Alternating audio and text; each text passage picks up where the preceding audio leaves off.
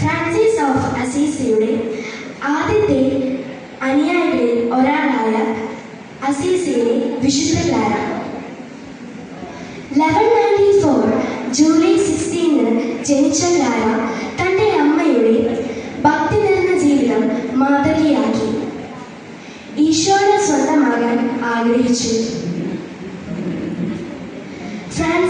വിശുദ്ധ ഫ്രാൻസിസ് അസീസിയുടെ പ്രബോധനമനുസരിച്ച് പരിപൂർണ ദാരിദ്ര്യത്തിൽ ജീവിതം നയിച്ച ആദ്യത്തെ സന്യാസിനി.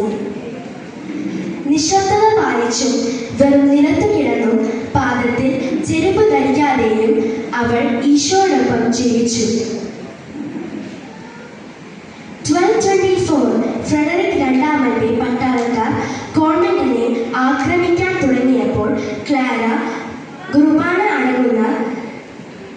അരുളിക്ക ശത്രുക്കൾ കാണുന്ന വിധം കരങ്ങളിൽ വഹിച്ചപ്പോൾ ശത്രുക്കൾ ഓടിയകന്നു.